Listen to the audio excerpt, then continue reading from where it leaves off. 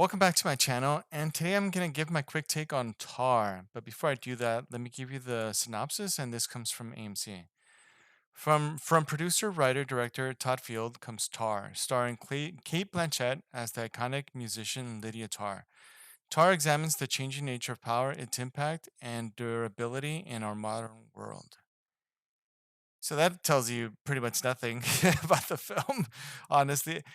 I try to find like a good synopsis anywhere from Wikipedia to Rotten Tomatoes, and honestly, I can't find anything. Everything's like vague like that, so it doesn't really say anything. And because the issue with that I have is explaining a movie, because if you notice, I don't really get into so many details because I'm not good at that. I'm not good at being. I just like telling you how I feel about certain films, and not necessarily about the film. Like too much of the details itself, because then I don't remember everything, and usually my mind just goes everywhere, so I'm not linear where I can be like other reviewers and be like, yeah, this it goes like this. I go everywhere. I'm like I start at end or the middle and then I go back to the beginning. So I'm everywhere. That's why I don't really do that. But that's why I kind of rely on synopsis to even to keep me focused on the thing. But since I couldn't find anything, I'm gonna try to do it. I'm trying to remember stuff, but yeah. So going back, how do I feel about this movie? It's an interesting film. It's interesting in that did I like it or not? I'm still up in the air about it. I don't know. I really honestly I don't know. I don't know how I feel about this film. So I will tell you what I do feel like some of the stuff. So I do feel like it didn't go far enough. Like there was too many things left on the table for the audience to piece together or to make their own decision.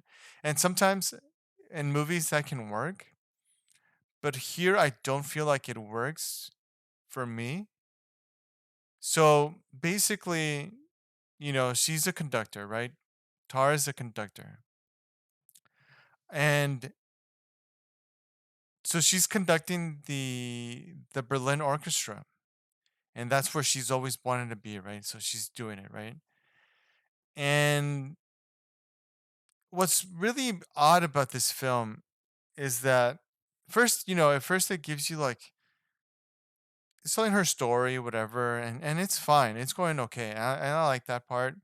But then it starts really getting into the meat of the story, right?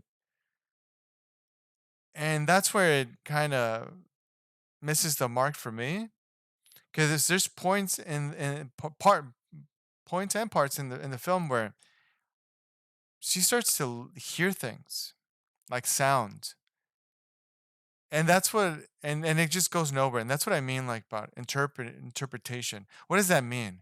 Because look, man, maybe it means something more. There's a more meaningful thing to it, like uh but at least to me it went over my head if it meant anything. I don't know what it means. Like why is she hearing sounds? What is that? What is that supposed to symbolize? I don't get it. I honestly don't. I don't get it. So that's one part. And so the real meat of the story, the real story is there used to be this young conductor under her. Uh what's her name? I already forgot her name. And what ended up happening is she ended up committing suicide. And what we find out is that at least through so she starts looking through her emails, trying to erase all the communications pertaining to that girl, the young woman who committed suicide. And it's because when the camera focused on those emails, those brief little emails, so that conductor, the young conductor, she was trying to get jobs in other places, but then they were asking for recommendations, right? They would email those other orchestras would email Tar and ask for like I guess their assessment of her or like a recommendation. And so she would put like, oh yeah, probably won't be a good fit. She has mental issues. So basically, she wasn't getting a job, and I guess a big part of it because of the recommendation, right? What she would say about the young woman. So then that's part of it, right? So then the movie ends up turning. Uh, the other part is where now there's an article being written about the young woman that committed suicide, but now it incorporates that she's being accused now of being a groomer, of grooming young women for like sexual favors, right? So uh, they would have to, sleep with her, and she can help them with, I guess, in the orchestral world or whatever. And so, but the problem that I have with it is that they don't explicitly say if she is a groomer or not. They give hints of it, but they don't really say it. At least I didn't catch it. If they did, again, maybe something went over my head, and maybe I need to watch it again and be like, oh, okay, they kind of did, right? But at least my first viewing, I didn't see it, and that's what kind of left me with the sour note with this movie is that they're trying to skirt around the issue in a sense, and it kind of bothered me, um, because there's moments, right? So in the film, there's a new cellist. I think I don't know. I don't forget. It's like that long, the big instrument that you play like that, Zing, zing, right? I don't know what it's called. I think it's a cellist. I don't know. Uh, and so there's a new one, right? She's a young Russian cellist, and so what the way they do it is so she's not part of the orchestra yet. So she's like a intern sort of type of thing. So she's not official, but so what's interesting is like when they do auditions, they put this barrier so you can't see who it is.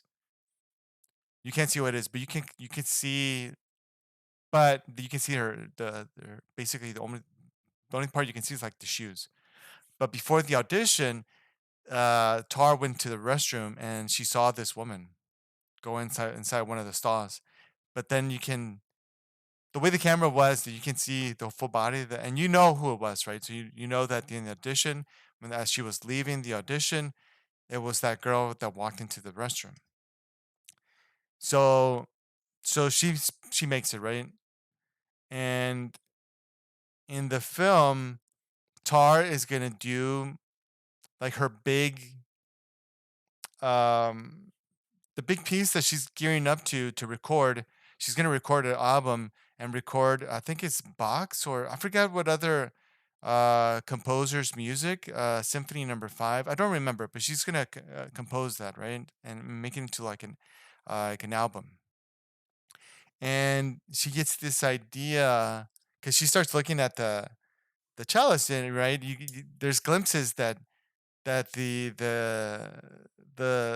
director and the story is telling us, like, okay, she's taking a liking to the new girl, right, to the new young woman, and but she's already in a relationship. I'm not sure if she's married or just living with that woman. So the woman that she's living with is a violinist on the Berlin Orchestra as well. So they're together, right? And there's so when Tar is looking at when they're rehearsing, she's looking at the young Russian cellist that came in. There's moments where the camera turns to the woman she's with, and you can see like there's like you can see like she's looking at the whole situation, right? So it's giving us an idea of like, okay, like part jealousy, part like, okay, what are you doing here, right? What are you doing? And so when Tar gets the idea and asks, it's like, hey, I wanna make like a solo performance of a cellist, and she chooses the young woman, right? Well, she doesn't choose her, but she basically there is like the I guess in every orchestra there's like every section of the orchestra there's like the lead, right? And so when Tar spoke to the orchestra like, "Hey, I want to do this cellist piece, whatever." I know I'm getting it wrong, but um everyone was like, "Yeah, that's a good idea." And everyone thought it was going to go to the one that's the lead. But then Tara's like, said it without saying. It's like, hey, look, I'm gonna do auditions. So everyone was like, whoa, whoa, whoa, what's going on, right? So two people auditioned, only two people, and the only reason two people, even though it was open to everyone, only two people auditioned because they didn't. I guess they want to really step because they all everyone felt weird about it, right? Like, why are you asking for an audition if we have our lead here, right? So that everyone felt weird. So only two people auditioned, and one of the people that auditioned was that young woman. So she ended up getting that part. But now they're working together closely, and they're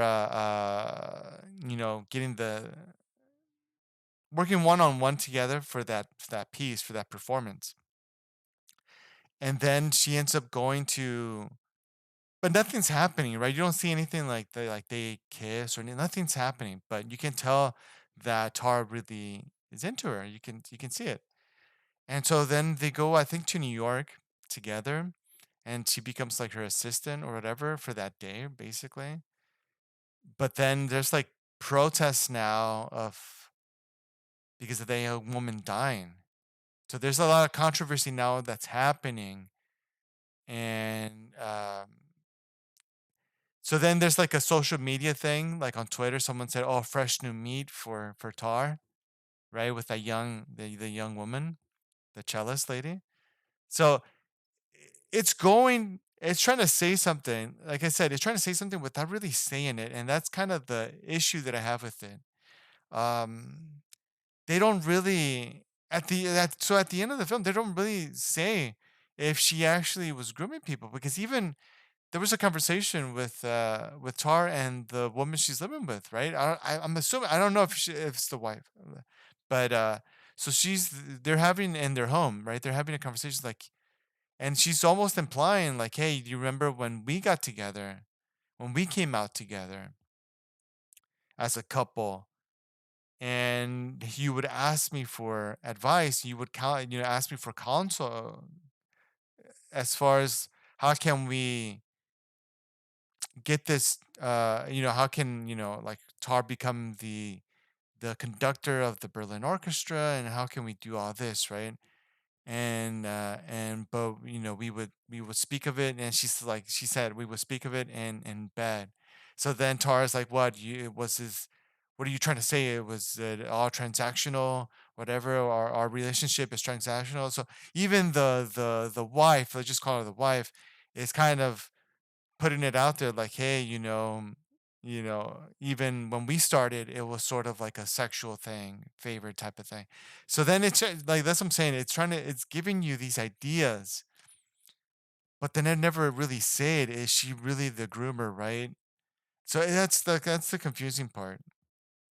So then by the end, she's kind of ostracized, and she ends up going to I don't know where she goes, the Philippines or Thailand. I don't know. She goes to some Asian country, and she's gonna work with an orchestra, and then at the end she's doing like a performance, but it's for I think it's like a video game. I know they said it at the end credits, War of something. I don't remember, but everyone's dressed like a character in the audience, right? So it kind of tells you like, oh, she's this is what she has to do now, right? That's what she's become now. This is what her career's become now. She's doing these orchestra pieces because there's a as the orchestra is about to begin, that's the performance is about to begin. These projecting screens come down, and there's like the video, and there's like this voice saying, "Hey, when are you in this?" Or it's just like this. It's like this like it's almost like one of those old trailer voices, right? Like, in this world, right? Something like that. So then that's when it pans to the audience and they're all, like I said, they're all like in character. Some look like animals and some look like, warriors, but they're all in character. So it's like for a video game. And so that basically that's what it's kind of saying, like, oh, that's her career now. She's no longer playing at these fancy orchestras, right? Now she's doing this. So, like I said, I don't know, man. This is interesting film. It's long, 2 hours and 38 minutes. It felt long too. It did feel long for me. So I don't know. I'm still up in the air whether I liked it. I mean, I guess if I'm questioning, I guess I didn't like it as much. If I have to question it, another issue that I've had with this film, and it was sort of in the beginning, and there was other parts, but it's really in the beginning. It was her accent. I kind of got used to it because you just kept, either you got to get used to it, or it's going to really annoy you. But in the beginning, it was really odd. Her accent that she's using, because I believe Kate Blanchett is, I think she's Australian. I want to say. I don't remember. I don't know for sure. I don't know. But so she's trying to do like an American accent, but it's weird. It's a weird accent that she's doing because it's very, very like this, very low tone. The tone is odd. That's it's the tone. And then also she's enunciating every word. It's like she's like it's a really weird American accent. I think that she's trying to do. And it's everything's enunciated. And it makes her sound very robotic. And maybe that's what she was going for, but it was weird. It's a weird choice to make. It's really weird. Like it reminded me like when uh, Joseph Gordon-Levitt tried to do like was doing the voice of Mark Zuckerberg, and he chose to do it was like a weird voice as well. It was like, hey, look, I'm Mark Zuckerberg. It's the same thing. It was really bizarre. It was really strange. But I mean, that seemed like a choice. It seemed like it was in purpose, but yeah, it was weird because then when there was also a scene where I guess she goes back home to her hometown, and I think it's New Jersey. I don't know. I don't remember. She's somewhere like in New York, or I think, or it could be New Jersey. I don't know where it's at. Right? It could be. I don't know. Honestly, I don't know where it's at. But her brother walks in, and then but her real name is Linda. They never addressed that. Like, why is her real name Linda and she changed it to Lydia? Okay, sure. And then, but the brother had like almost like it seemed like a Jersey accent. But then she has this enunciation accent. Oh, oof, all right, yeah, let's go with it. So everything, yeah, this is a interesting film. It seems to be getting good reviews, but sure, I can. I mean, I guess I can see that people might like it, but it's to me, it just doesn't go far enough to say, okay, yeah, she's this person, or she's not, because it goes both ways. Or is it just, or is it really trying to say like, yeah, there can be. I think there's like a part in the film, and I'm thinking maybe this is what it's trying to say, because she's having dinner with this guy. I don't know exactly what he is, but she's having dinner with him, and she says, accusations. It's pretty much you're pretty much guilty at this point. Even an accusation, you're just automatically guilty in this day and age, right? The whole I think they're trying to do like the whole cancer culture. So maybe that's what they're trying to say, is that yeah, she got accused of something, but now she's canceled, right? Whether there's proof or not. Because like I said, they don't really, even when she had these, you can tell like she had like some feelings for that young ch- uh, cellist. They never got together. They never showed her, getting intimate, right, with her. But you can see like she's trying to do favors for her, right? Like that solo performance. So you can kind of see. So it's skirting the line. So is it trying to say like, oh yeah, just a little bit of controversy or something, people are gonna cancel you. So I don't know. I'm not sure. Honestly, I don't know. I'm not sure. So it is what it is. Like I said, check it out. Like I've said before, check it out, make up your own mind, see if you'll like it. I doubt I'll ever revisit this film again. It just, eh, whatever. But sound down below if you liked it. Let me know in the comments. If you enjoyed the video, feel free to give it a like. And if you've seen my other content and you like what you see, it would help me out if you would subscribe. It really help out the channel, help me out to grow. And thank you for watching, and I'll see you in the next one.